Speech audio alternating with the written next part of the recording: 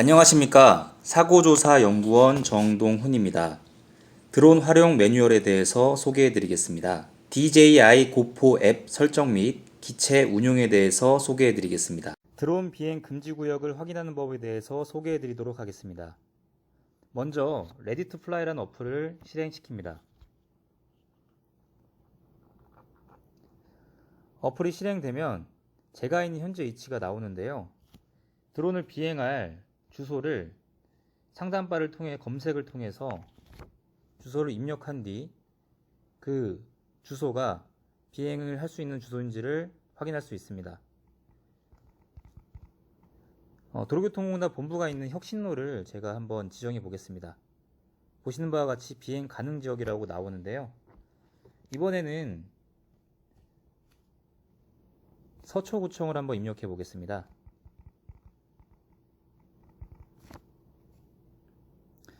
보시는 바와 같이 서초구청의 경우에는 관제권 공양 주변이라는 말이 뜨면서 서울기지 작전과의 요청을 통해 그 비행 허가를 해야 되는 부분이 있습니다. 비행 금지 구역일 경우 비행 허가는 반드시 필요한데요. 허가 방법은 별도로 송부하도록 하겠습니다. 또한 빨간색으로 표시된 부분들은 비행 금지 구역이라고 보시면 됩니다. 컨트롤러의 기능에 대해서 소개해 드리겠습니다. 제일 먼저 스틱의 기능을 설명드릴 텐데요. 좌측 스틱의 경우에는 위로 하면 상승, 아래로 하면 하강, 좌측으로 하면은 기체가 좌측으로 회전, 우측으로 하면 기체가 우측으로 회전됩니다. 우측 스틱의 경우에는 앞으로 하면은 기체가 앞으로 가고요. 뒤로 하면은 뒤로, 좌측으로 하면 좌측으로, 우측으로 하면 우측으로 기체가 이동을 하게 됩니다. 또한 왼쪽 위에 있는 버튼은 리턴 투 홈이라는 버튼이고요. 이 버튼을 누르게 되면은 눈에 보이지 않는 기체가 원래 그 이륙했던 그 위치로 돌아오는 버튼입니다. 우측 위에 있는 버튼은 전원 버튼입니다. 또한 앞방향을 보시면은 두 개의 버튼이 있는데요. 이 좌측에 있는 것이 동영상 촬영 버튼, 우측에 있는 것이 사진 촬영 버튼입니다. 왼쪽에 있는 휠 버튼 같은 경우에는 카메라의 각도를 조절하는 버튼이고요. 오른쪽에 있는 휠 버튼의 경우에는 그 카메라의 노출을 정하는 버튼입니다. 또한 아래 커스터마이즈 키가 있는데요. 커스터마이즈 1, 2는 저희가 임의로 설정을 할 수가 있는데 보통 커스터마이즈 1키는 카메라를 수직으로 올렸다가 다시 수직으로 내리는 기능을 우선적으로 채용을 하고 있습니다. 그리고 그 스크린 주변에 두 개의 키가 있는데요. 좌측 키는 기체가 비행하다가 갑자기 정지를 할 수 있는 긴급 정지 버튼이고요. 우측 버튼의 경우에는 다양한 기능을 선택할 수 있는 버튼인데요. 우측을 보시면은 비행 모드가 있습니다. TPS 모드가 있는데 보통 저희는 P 모드를 사용하고요. S의 경우에는 이제 스포츠 모드입니다. 최대 20m/s의 속도로 주행할 수가 있는데 이 경우에는 그 기체에 달려있는 안전 센서들이 작동하지 않기 때문에 어떤 물체나 다른 그 시설물에 부딪힐 위험이 굉장히 큽니다. 따라서 이 P 모드를 사용하게 되면은 최대 속도는 14m/s이지만 이 기체에 있는 센서들이 모두 활성화되기 때문에 안전하게 장애물 부딪히지 않고 주행을 할 수 있기 때문에 반드시 이 P 모드를 활용해서 주행하시길 바라겠고요. T 모드는 좀 더 느린 1m/s 속도로 주행하기 때문에 저희 사고조사 업무에는 적합하지 않은 것으로 판단이 됩니다. 다음으로는 기체의 전원을 켜고 컨트롤의 전원을 킨 뒤 드론을 비행시키도록 하겠습니다. 우선적으로 기체에 있는 배터리 버튼을 켜야 되는데요. 두 번을 버튼을 누를 건데 처음은 짧게, 두 번을 길게 눌러서 전원을 켜도록 하겠습니다. 마찬가지로 컨트롤러도 버튼을 두 번 누르게 되는데요. 첫 번째는 짧게, 두 번째는 길게 눌러서 이 컨트롤러의 전원을 켜도록 하겠습니다.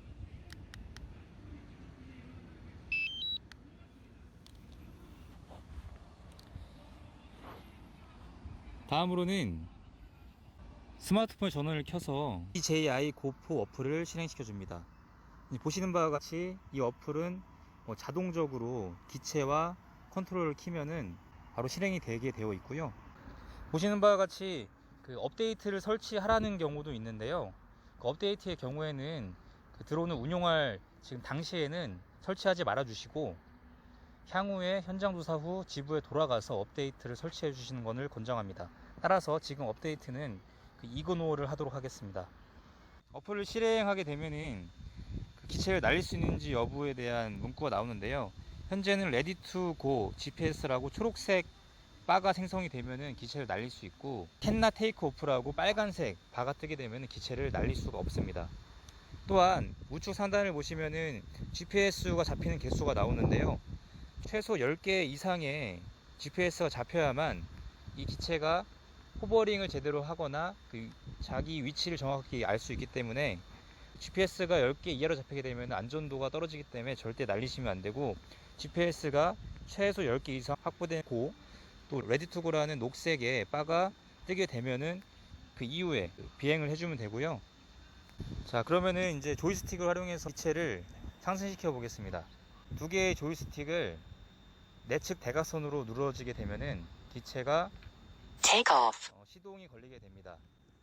자, 이후에 왼쪽 조이스틱을 위로 올려서 기체를 The home point has been updated. Please check it on the map. 기체를 처음에 이륙시키고 난 다음에 바로 고도를 높게 상승시키지 말고 이 기체가 제대로 작동하는지에 대해서 점검을 해야 됩니다.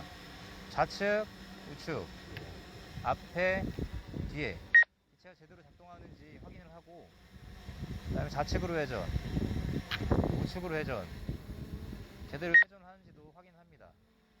그 다음에는 인플라이트 GPS라는 바를 누르게 되면 다양한 문구들이 뜨는데요. 먼저 아래쪽에 보시면 그 기체의 배터리 온도가 뜨게 됩니다. 현재는 44.5도인데요. 배터리 온도가 60도 가까이 넘게 되면은 폭발의 위험이 있기 때문에 반드시 기체의 배터리 온도를 확인해서, 50대 초반까지는 가능하지만 60도까지 가게 된다고 하면은 기체가 그 배터리가 터질 위험이 있으니 반드시 배터리 온도를 확인하고 이 드론의 비행을 해주시면 될 것 같습니다. 우측 상단에 X 버튼을 눌러서 창을 나오게 되면요, 바로 기체를 상승시켜 보도록 하겠습니다. 좌측 하단에 기체가 얼마큼 올라갔는지 높이가 뜨게 되는데요. 현재 30m, 40m 계속 올릴 수가 있습니다. 사고 조사를 할 때는 교차로나 도로를 찍게 되는데, 기체를 최대한 높이 120m나 150m까지 상승시켜서 넓게 도로를 찍을 수 있도록 최대한 고도를 상승시켜 줍니다. Maximum flight altitude reached. 최대 고도를 120m 해놨는데요. 국내법상 150m까지 가능하니 이 고도 제한을 150m로 수정하여서 그 고도를 이제 바꿀 수가 있는데요. 그 인플라이트 버튼을 다시 한번 누르게 되면은 그 위쪽에 맥시멈 엘티튜드라고 이제 고도를 설정한 부분이 있습니다. 이 120m를 150m로 수정하면은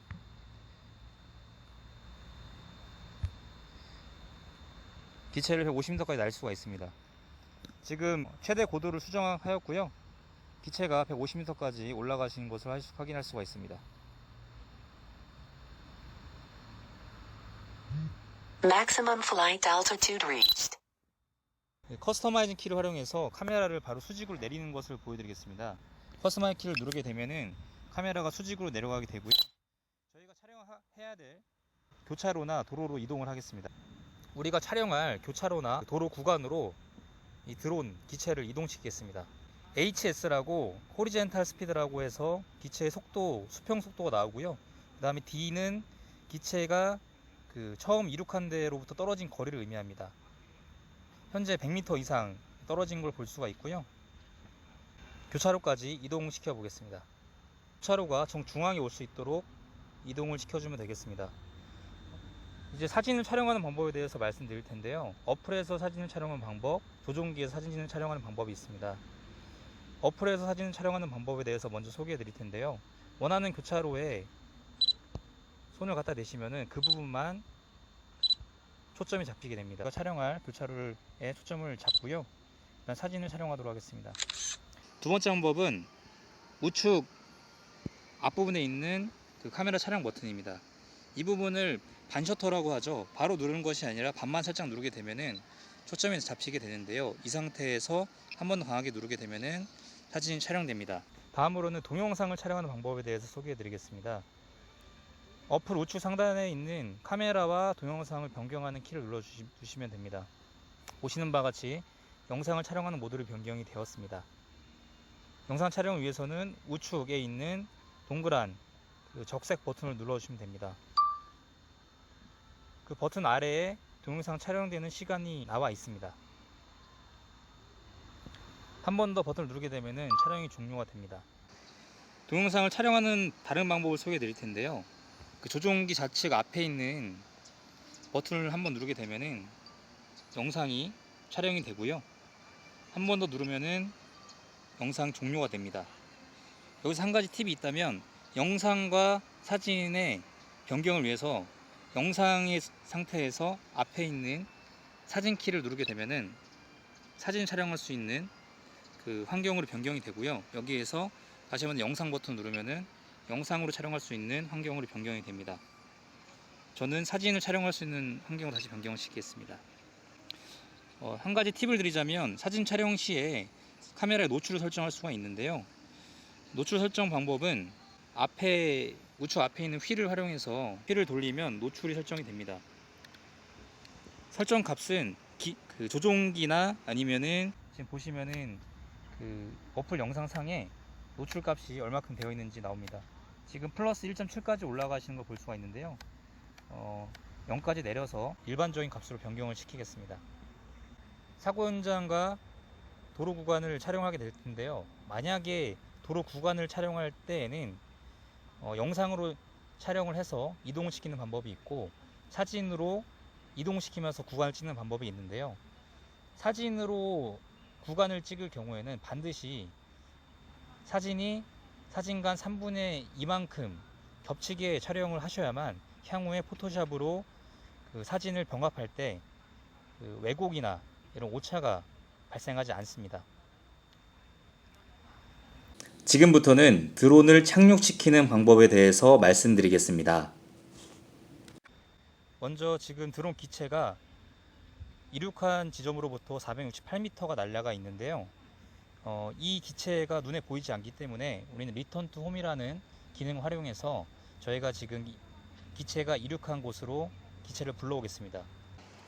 첫 번째는 조종기를 활용하는 방법입니다. 조종기 상단에 보시면은 리턴 투 홈 키가 있습니다.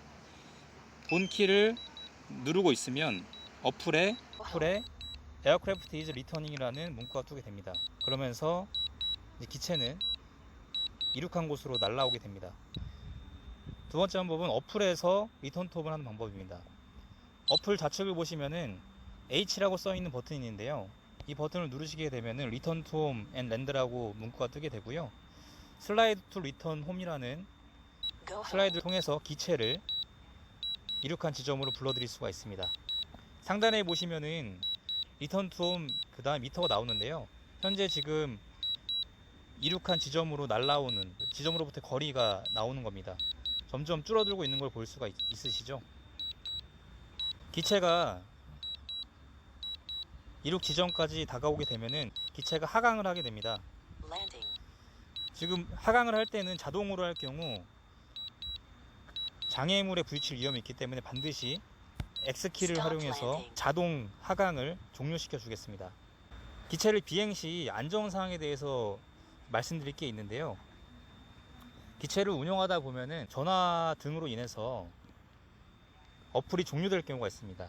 이때는 당황하지 마시고 어플을 다시 실행시켜 주시면 됩니다. 지금 전화를 걸어서 어떠한 상황이 일어나는지를 한번 보시겠습니다. 자, 전화가 오는 경우가 있는데요. 이걸 수신하게 되면요. 전화를 받으면서 어플이 종료가 됩니다.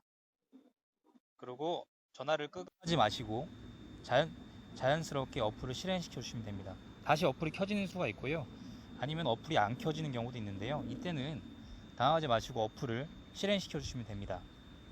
또한 드론을 멀리 날리다 보면은 신호가 약해서 신호가 잡히지 않다는 문구가 나오면서 화면이 흑색으로 변하는 경우가 있는데요.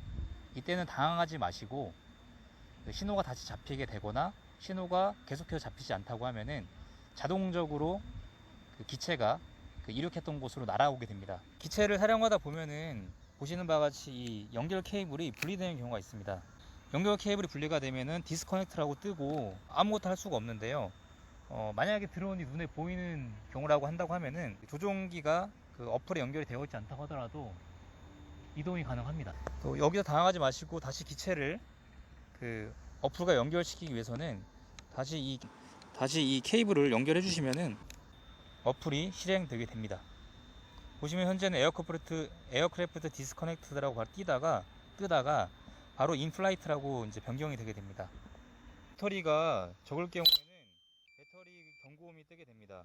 또한 배터리가 10% 이하로 떨어질 때는 바로 그 위치에서 하강하게 되니 반드시 배터리가 부족할 시에는 다시 기체를 착륙시켜 주시면 될 것 같습니다.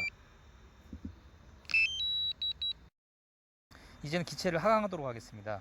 좌측 조이스틱을 아래로 당기시면은 기체가 하강을 하게 됩니다. 지금 미터가 높이가 110m, 100m 고도가 하강하는 걸 보실 수가 있고요. 주변에 전깃줄이나 아니면 다른 장애물들이 기체가 하강하는 그 경로에 있다고 하면은 기체를 이동시키면서 하강을 시켜야 되기 때문에 반드시 기체를 보면서 하강을 시켜 주셔야 합니다.